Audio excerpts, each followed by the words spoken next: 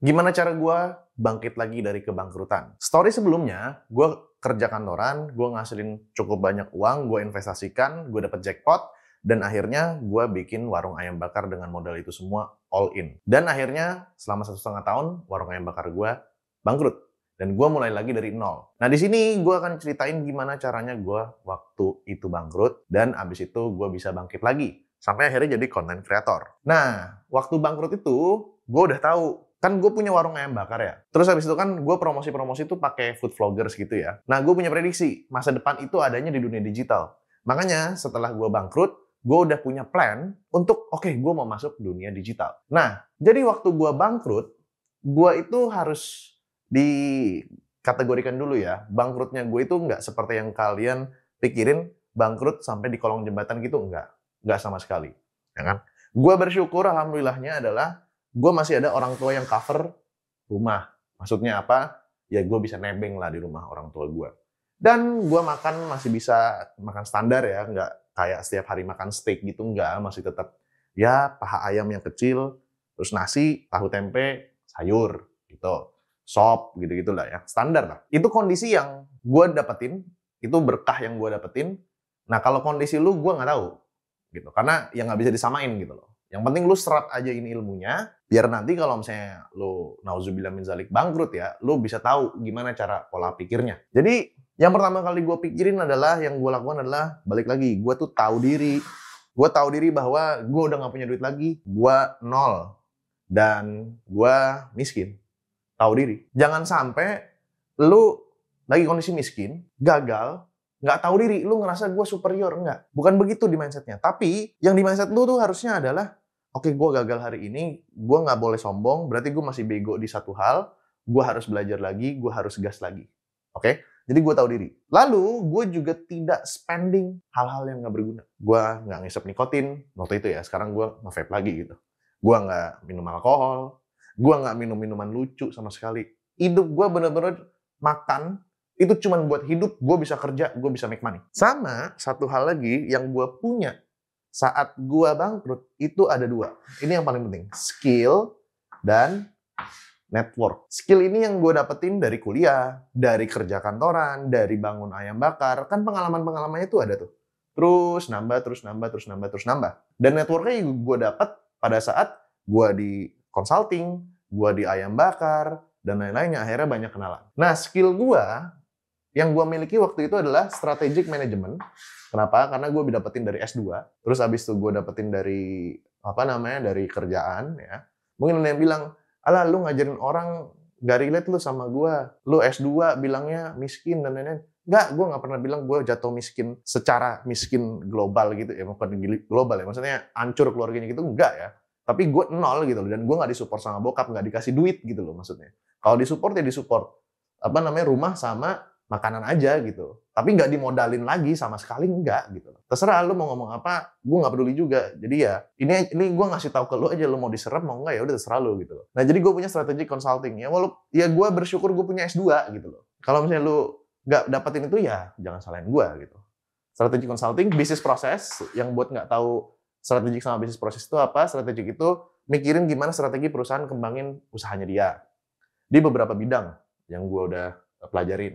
Bisnis proses itu simpelnya bikin sistem perusahaan biar berjalan dengan semestinya, tidak ada kebocoran, tidak ada fraud. Fraud itu simpelnya kayak kecurangan lah, atau ya simpelnya bahasa kayak gitu. Sama gue paham tentang HRD. Kenapa gue paham tentang HRD? Karena waktu gue kerja di kantor, gue pernah kerjasama bareng consulting yang khusus untuk HRD. Jadi gue ngerti, oh kalau misalnya tim manajemen itu seperti apa, rekrutmen, talent development, knowledge transferring, knowledge management, dan lain-lainnya. Gue sempat belajar, udah agak lupa sih sekarang. Jadi, ini modal gue untuk start lagi.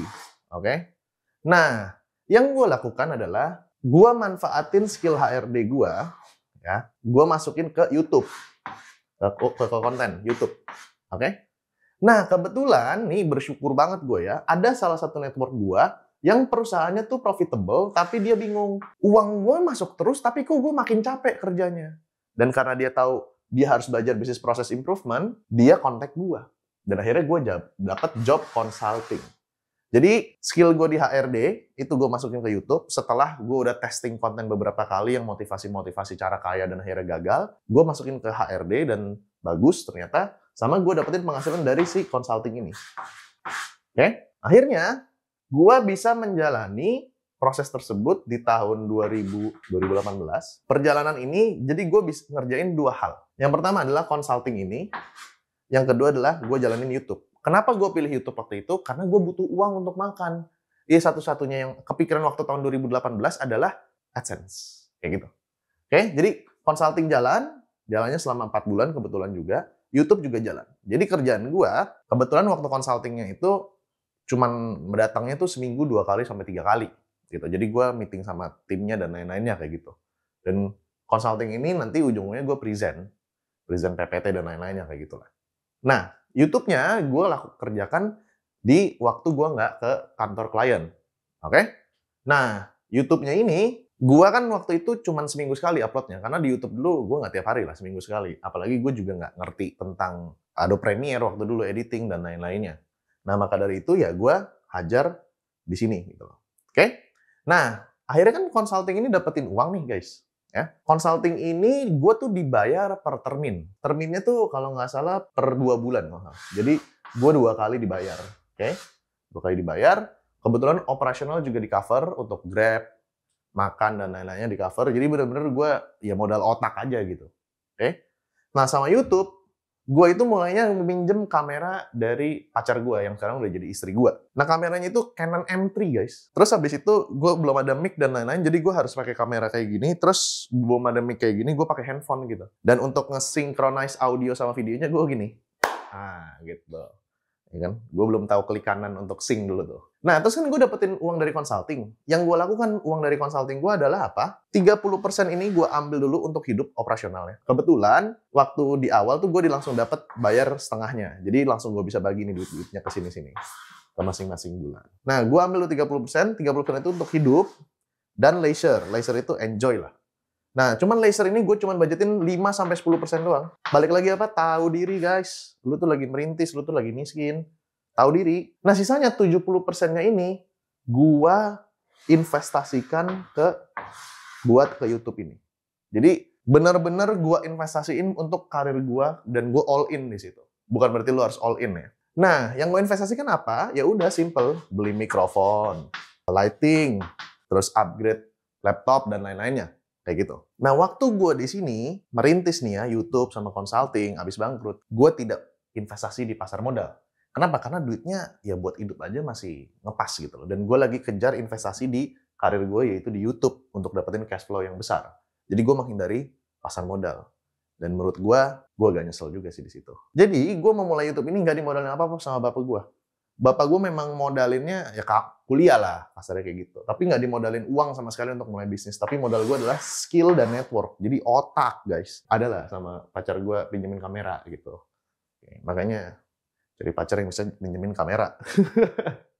Oke, akhirnya consulting jalan terus sampai akhirnya kelar di sini. YouTube kebetulan juga jalan terus beberapa video. Berarti kan ini 3, 2, sekitar udah hampir 10 video. Akhirnya pas di bulan keempat, pas consulting gue beres, dan gue udah dapetin 1000 subscribers di sini, sampai 4.000 jam tayang, gue udah bisa dapetin AdSense di sini, tapi belum bisa cair. Kenapa? Karena lu harus kirimin surat dulu ke US, habis itu lu ya cek rekening lu bener apa enggak, baru bisa cair gitu kan. AdSense ini udah kelar, consulting juga sudah kelar, ya. Barulah di sini tiba-tiba, ini ada luck juga, konten gua yang judulnya 6 pertanyaan jebakan HRD, kalau misalnya lu tahu di situ, ini naik gila-gilaan juga. Sampai akhirnya gue bisa dapetin AdSense di situ. Nah, akhirnya kan gue dapet AdSense di sini, terus udah mulai ada endorse, udah mulai ada speaker. Di bulan 7, bulan 8, uang-uang yang gue dapetin di sini, tetap gue enjoy, tetap makan juga, tapi 70%-nya balik lagi karena uangnya lebih gede. Ini gue investasikan buat apa? Buat belajar. Gue isi otak lagi. Otak nih. Ya, waktu itu umur gue masih 24-25 ya. Otak. Jadi gue belajar digital marketing, belajar Facebook Ads, belajar copywriting dan lain-lainnya. Gue ikut seminar-seminar mahal guys. Ya, jadi gue tetap beli itu semua dan gue hidup seperti orang yang gajinya UMR. Itu cara gue bangkit dari kebangkrutan. Nextnya gue akan ngebahas tentang gimana caranya setelah gue udah punya UMKM, ngatur uangnya. Gue udah ngebacot panjang kayak gini, kasih gue subscribe sama like, biar videonya naik.